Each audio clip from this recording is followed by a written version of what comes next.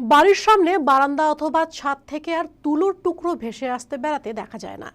একতারার মতো ধুনুরির তারে সেই সিগনেচার টিউনটা আর শোনা যায় না। হ্যাঁ, এটাই যেন বিবর্তন। সময়ের সঙ্গে গ্রাম বাংলা থেকে অন্তত একটা যুগ আগেই হারিয়ে গেছে একতারার মতো দেখতে সেই ধুনুরি। একটা সময় বিহার, হরিয়ানা কিংবা উত্তরপ্রদেশ থেকে এসে তাঁবু খাটিয়ে থাকতেন ধুনিরা। ধুনুরির মৃদু খটখট শব্দের ছন্দে তুলো ধোনার কাজ চলত তাঁদের। বছর ৩০ আগেও মালদা শহরের বৃন্দাবনী ময়দানের পূর্ব প্রান্তে টাউন হলের সামনে বিহার, রাজস্থান থেকে আসা ধুনিদের ব্যস্ত থাকতে দেখা গিয়েছে। কিন্তু এখন আর বাইরের রাজ্য থেকে কেউ আসেন না।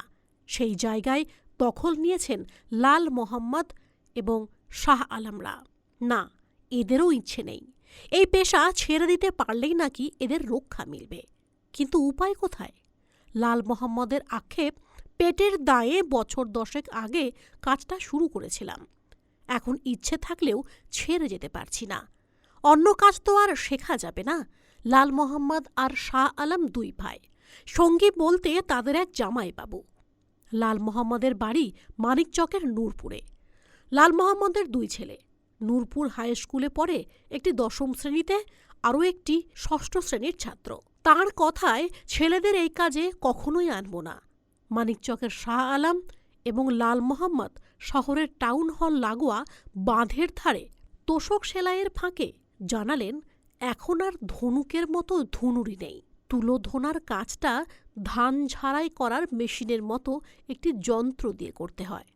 1 কেজি তুলো ধোনার কাজ করে পাওয়া যায় মাত্র 30 টাকা। তোষক বানাচ্ছি, আর আমার মালদাতে আসা হয়ে গেল মোটামুটি 22 বছর হয়ে গেল প্লাস। বাবারা দাদুরা কাজ করে ওরা মারা গেছে, আমরা আছি। আমাদের বাড়ি হলো মানিকচক, নূরপুর। লেপের চাহিদাটা কমে গেছে। না না, ওরা আর আসে না। ওরা বাইরে থেকে আসতো, ওরা নিজে নিজে সব ব্যবসা, মানে সেরকম আগেকার মতন আর হয় না।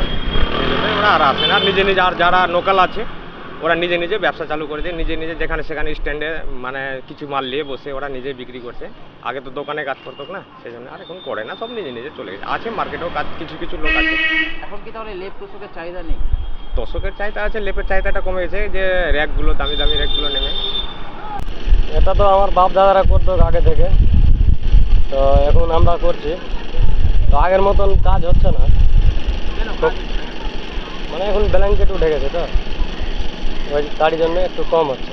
তুলাগুলো কোথা থেকে নিয়ে আসছেন?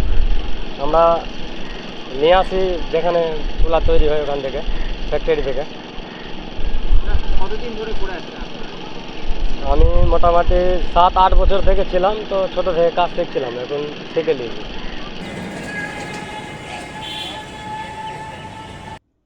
মালদা টুডে।